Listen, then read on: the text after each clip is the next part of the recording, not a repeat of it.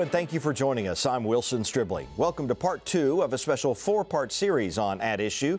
We're weeks away from the August 6th primaries when Mississippians will go to the polls to choose which candidate will represent each party on the November ballot. All 8 statewide offices are up for grabs this year, and At Issue is taking a closer look at some of the candidates.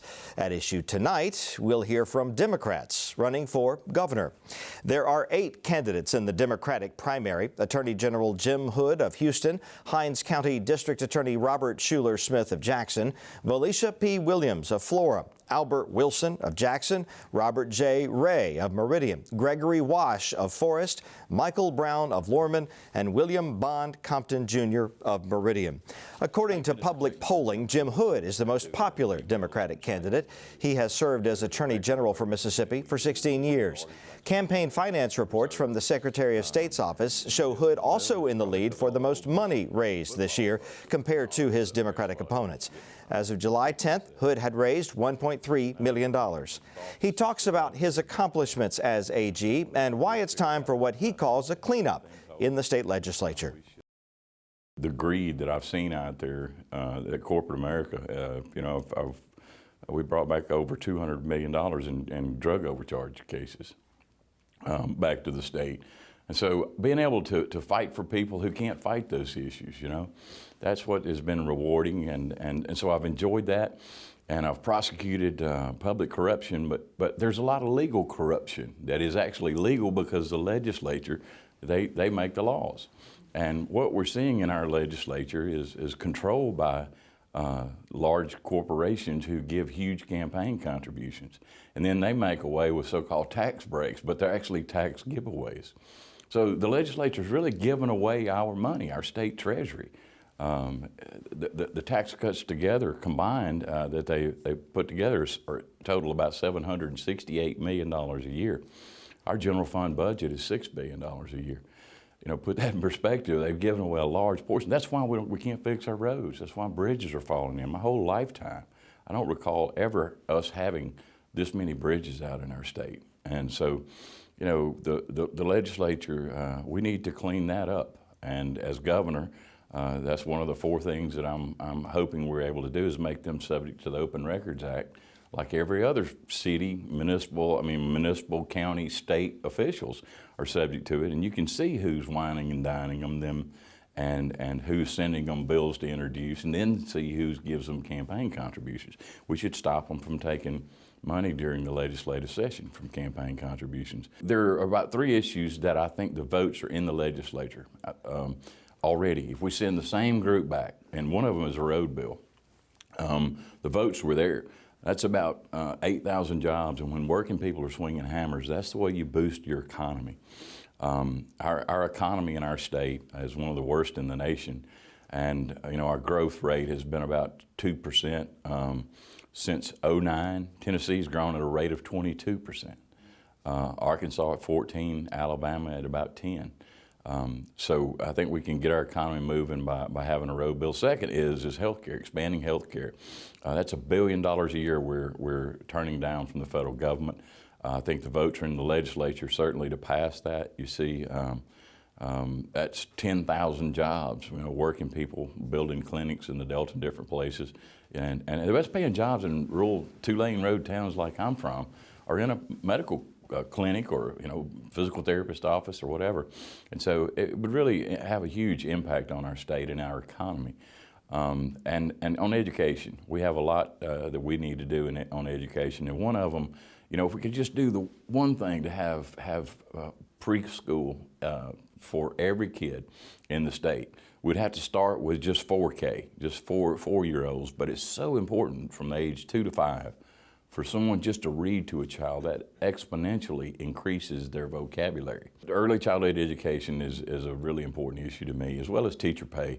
We got to pay our teachers to the southeastern average. We're losing so many. We're about anywhere from 1,000 to 1,200 teachers short, and so we got to have some incentives for young people to go back into teaching and encourage them and keep them here, and tuition forgiveness for those who do stay here for 5 years and teach. But Also, we got to fund our schools. We have underfunded our schools, particularly in trade areas where kids learn skills, electricity and body shop work, and those type issues that we certainly need to have a better trained workforce. And then we need to provide, like we're doing in my 5 counties in Northeast Mississippi. If you want to go to a community college and you can't get a grant or scholarship otherwise, you can go tuition free. Robert Shuler Smith has served as Hinds County DA for 12 years. In that time, Hood's office has unsuccessfully tried Smith 3 times in court, once in Rankin County for aggravated stalking from a domestic incident and twice for conspiracy to hinder prosecution. Smith says, contrary to what others might think, his candidacy for governor has nothing to do with Jim Hood. I have not had many people that support me say that. It's been coming from the other side. So I think it's a strategic move to drive other people away, such as the African Americans who probably think that because he's a white male that he has a better chance, but that's not true. I think if you look at the qualifications, if you look at my experience, and you compare the two, if you compare my record versus his or others, I am more qualified as an attorney. You deal with legislators and legislation. You also sign laws into effect, and as an experienced attorney, I've been litigating for over 20 years. I've been representing people for over 20 years successfully. I've represented Hinds County successfully, and so I know the needs of people. I have dealt with all branches of the government and just about every person and culture that you can think of, and most people know me to be a very fair person and a very caring person about the state of Mississippi. Hood denies starting any rumors about the DA. Smith tells At Issue producer Ashley Norwood funding public schools and increasing teacher salaries are important. He says topping his list of priorities if elected governor is criminal justice reform. What are some issues that are very important to you that, if elected governor, you would like to resolve? Well, criminal justice reform is very important. I can save more money and more lives. Number one, the decriminalization of marijuana is something that I am for. We have many people who are incarcerated for a plant that is already legal. It's a plant that will be legal all over the United States, and it's a cash crop. And again, imagine the tax dollars that we could generate here in Mississippi. We're an agricultural state. We have farmers. We have black farmers. We have white farmers. We have many farmers that need a crop that is profitable. And again, I think that by decriminalizing it, we can reduce the number of people in jail and make something out of these young men. That's why they call it the Department of Corrections, because it is supposed to be correcting people, but it's not supposed to be ruining some people's lives for something such as possession of marijuana. Candidate Valesha Williams has raised more than $23,000 this year. She is retired from Jackson State University, where she served as director and principal investigator for several federal and state-funded programs. Williams says she has no political experience, but 30 years of leadership in a variety of educational institutions and in the military. She says if elected governor, she'll work to expand Medicaid, fully fund education, and redevelop the state's crumbling infrastructure. When we look at Mississippi, we are at the bottom or near the bottom of every social indicator. We rank 50th in health care, and that ranking is based upon the U.S. News and World Report. That ranking comes from the fact that we're 50th in health care quality and 50th in health care affordability. We pay more for less. As a consequence, we have the #1 rate of mortality, the #1 infant mortality rate. We're 44th in mental health. All these issues are of significance, yet under our current leadership, we left billions, and yes, I said billions, of dollars on the table when we could have easily expanded Medicaid. So what you'll get from Valesha P. Williams as governor, I will go get that billions of dollars. I will expand Medicaid. I will protect Medicare, and I will ensure that Mississippians have affordable health care.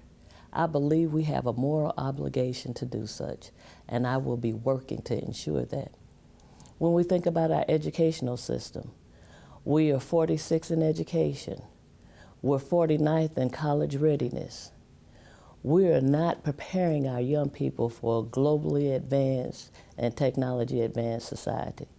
We have got to set a solid foundation, and we need to do so. And the way we do that is not take money out of public schools, but make sure that we fully fund education. And I'm committed to that. We have the ability to do that. We have to make it a priority.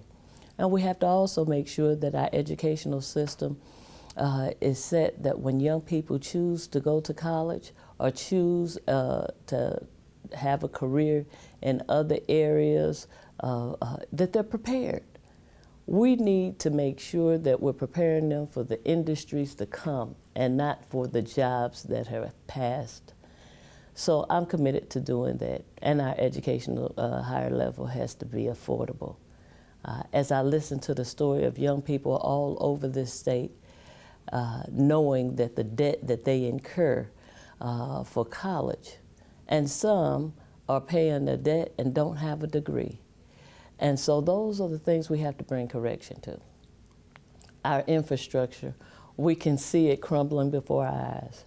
When we look at our roads, we're like 30.2% of our major roads are in poor condition. We had over 550 bridges closed. In some counties, that's 20 bridges or more that have been closed.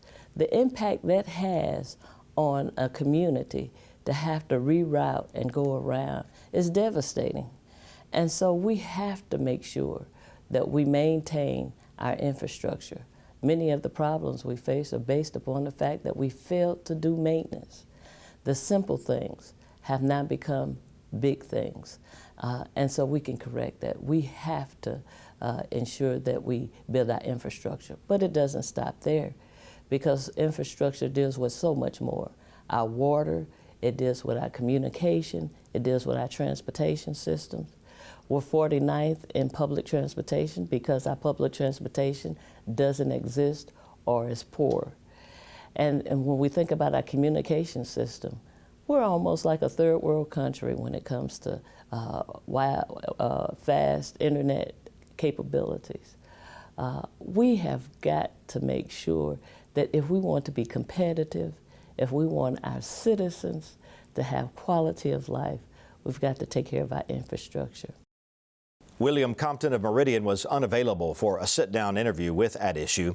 Robert Ray of Meridian is an alcohol and drug counselor. Greg Wash is a veteran from Forest. Albert Wilson is a businessman from Jackson. And Michael Brown of Lorman is a pastor and public school administrator. They tell At Issue producer Ashley Norwood why they are running for governor and what issues matter most to them. I'll be 73 years old Saturday, and I don't have not any health issues at all. See, that's a miracle there. See, you can't find a black man anywhere past 50 that ain't on some prescription drug or something. But I don't take anything. I ain't had a headache in over 40 years. See, I know how to teach people how to do that, how to live like that.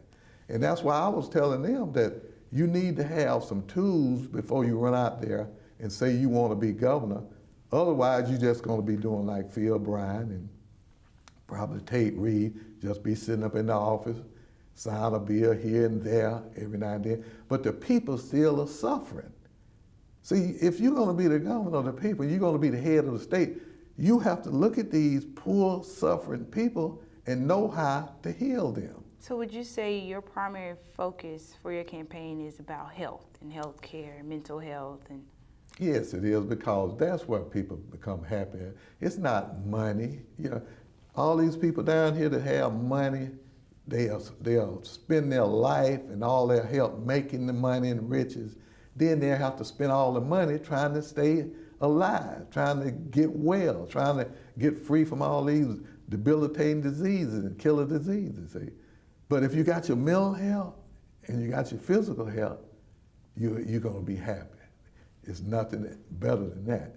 And that's what I can do for the people of Mississippi is to make them healthy mentally and physically healthy.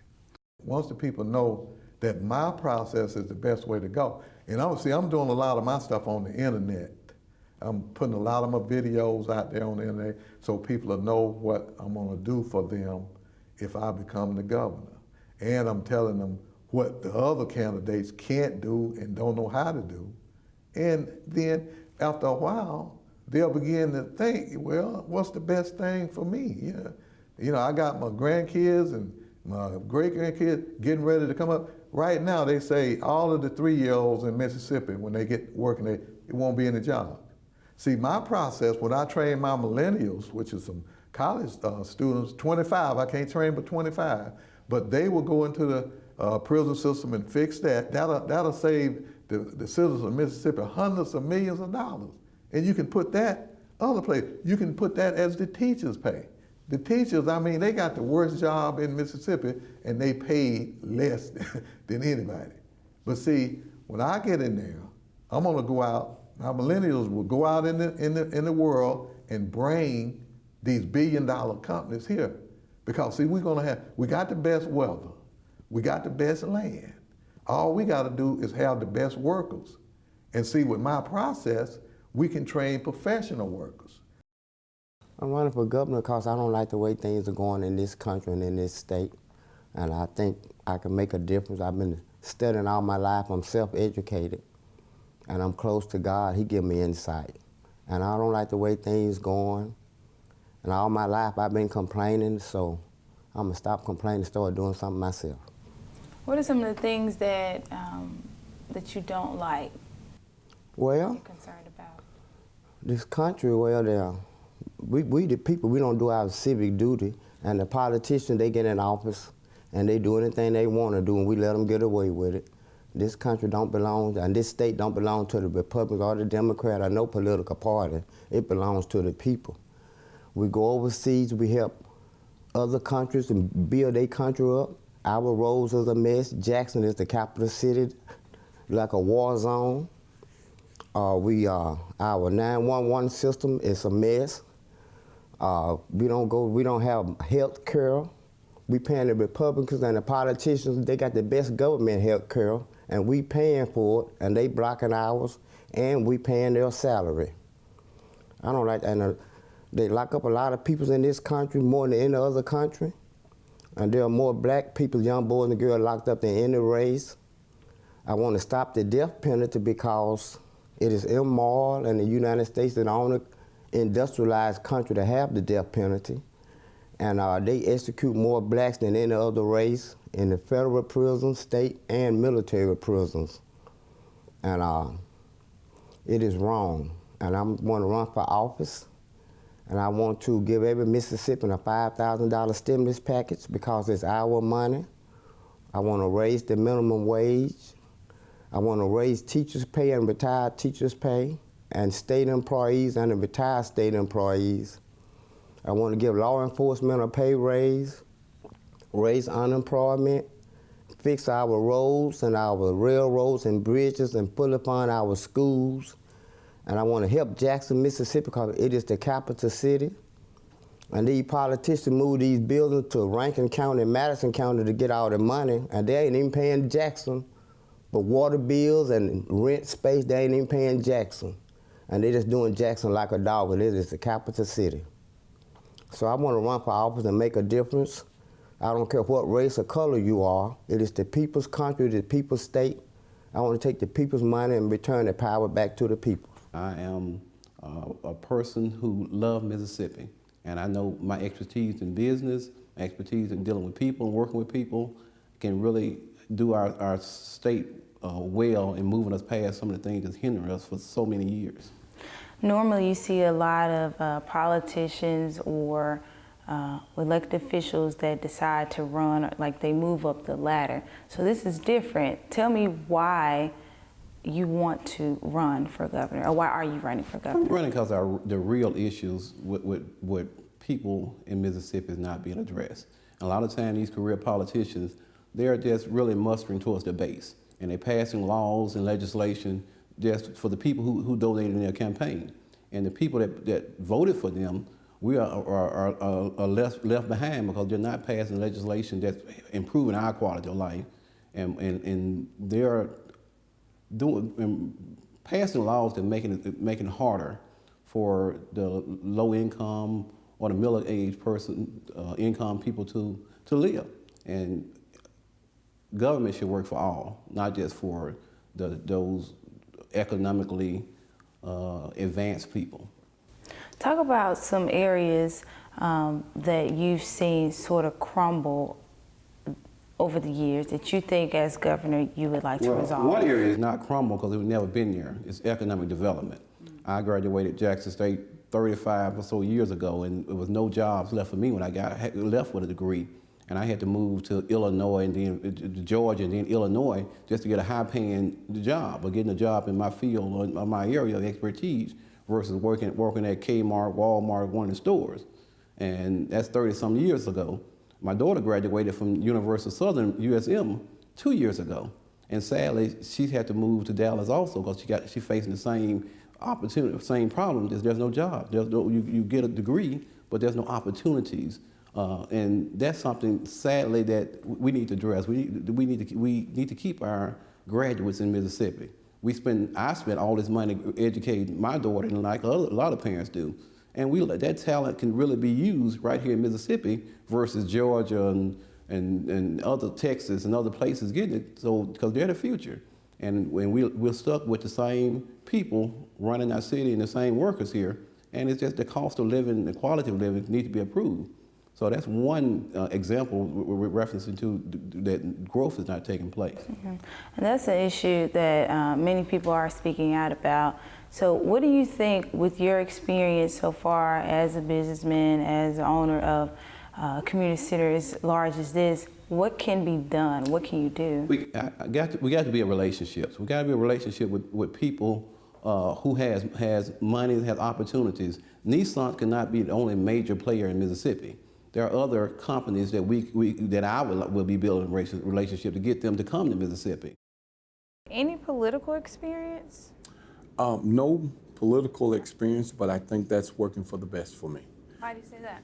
Because a lot of times we get caught up in politics, and with politics comes super PACs, and we begin to owe favors to people, and we forget about the common people of Mississippi, those that are the working people, and it becomes more of a business than working for the people of Mississippi.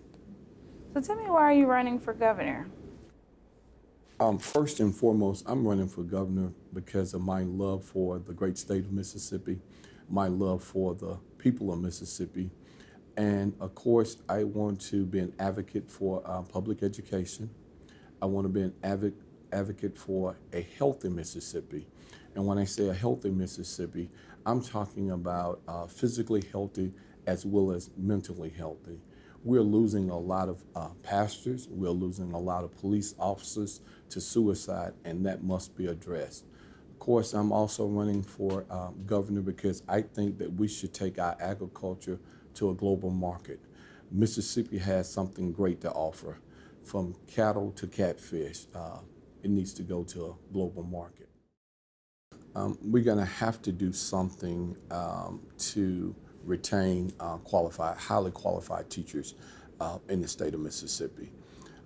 Teacher shortage is not just Jackson public school system issue. It's an issue across Mississippi. And the reason being is there are several reasons. Number one, the pay of teachers. Number two, we're going to have to do a better job of recruiting teachers. And we're going to have to use some kind of strategies as far as reduce student loans for those teachers who will stay in Mississippi and give us 3 years. And we've got to do a better job. We must do a better job. We are losing, there are very few people, fewer and fewer people going into education now, but we need to hold on to those teachers that are graduating from Belhaven, Ole Miss, Alcorn, Jackson State, and we must reassure them that Mississippi has some of the better schools, and they need to stay and work here in Mississippi and help our kids here in Mississippi. As far as it relates to health, I think the first, one of the things I want to concentrate on is a lot of businesses and companies understanding the importance of allowing employees time for exercise, whether it's 15, 20 minutes a day, but have that built into their schedule where you allow them. Now, the exercise can vary from push-ups to sit-ups or even to walking around the building, but studies have shown if you would just do an extra 15 minutes a day, how much it would improve your lifespan.